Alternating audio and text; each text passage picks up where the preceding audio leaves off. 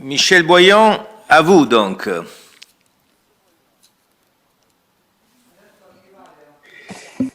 Bien, mes chers amis, bonjour.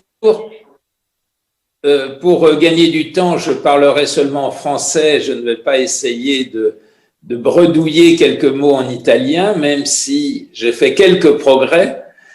Je salue notre modérateur. Ça me fait plaisir de le voir, puisque ça fait 1 an et demi qu'on ne s'était pas revus.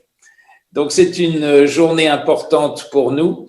Je voudrais tout d'abord remercier tous ceux qui ont permis de construire cette journée internationale de la 34e édition d'Eurovisionie, parce que ça a été fait dans des conditions extraordinairement difficiles.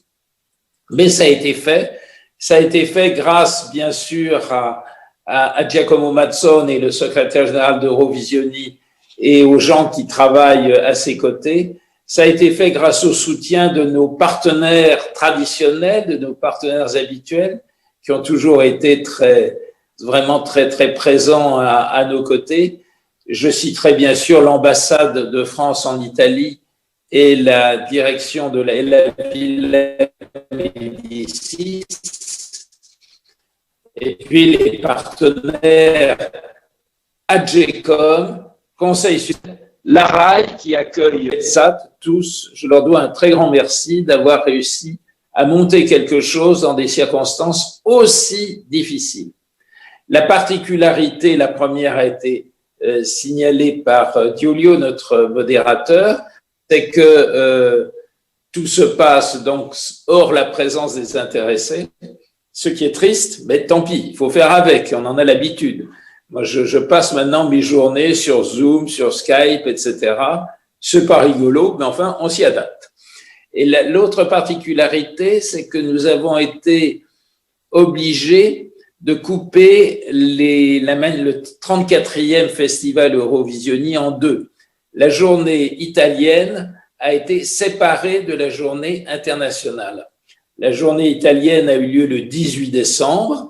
Elle s'est passée dans de bonnes conditions et la journée internationale, c'est donc aujourd'hui. Alors, ça a été souligné par le président Marcello Foa.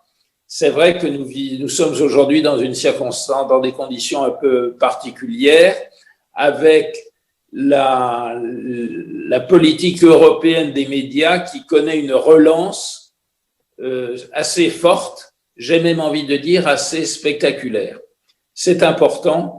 Et les deux textes qui sont en préparation, qui sont plus qu'en préparation d'ailleurs, le DSA, Digital Service Act, et le plan d'action pour la démocratie européenne, sont des choses extrêmement importantes qui montrent une volonté.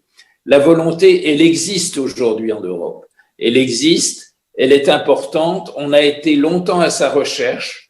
On a progressé à petits pas. Et puis, petit à petit, bien sûr, les choses finissent par avancer. Madame l'interprète, si je parle trop vite, n'hésitez pas à me le dire.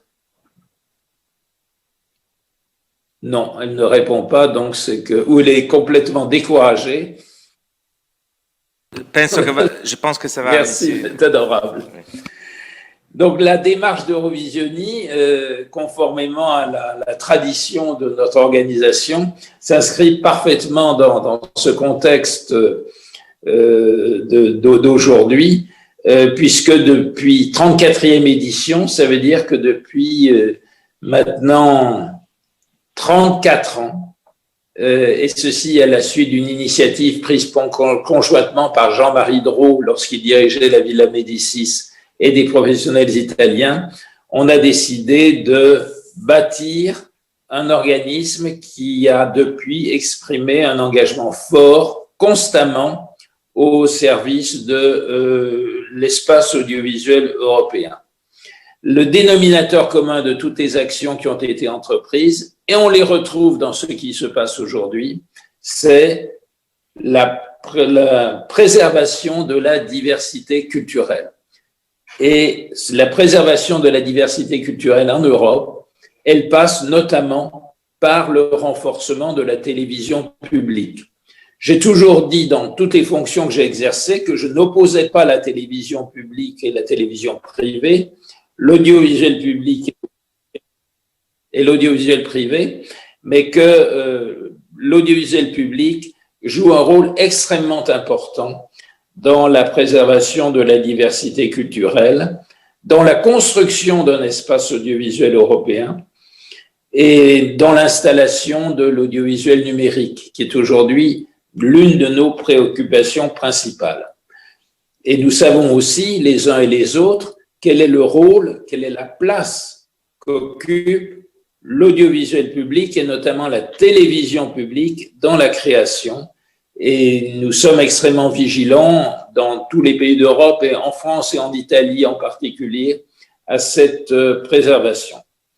Donc, vous le voyez, Eurovisioni, dans ses travaux, s'adapte en permanence à l'évolution du contexte. Un petit mot pour dire que, et ça, c'est un motif de fierté, c'est que nos travaux, au fil des ans, prennent une légitimité et une autorité croissante. La voix d'Eurovisioni est aujourd'hui entendue par les institutions européennes, par le Parlement européen, par la Commission, et ça, c'est vraiment très bien parce que notre rôle, c'est de rassembler des professionnels de l'audiovisuel, des professionnels, des représentants des pouvoirs publics et des organismes professionnels et qui sont porteurs d'une voix. Cette voix, c'est celle de la construction d'un espace audiovisuel européen garantissant la diversité culturelle.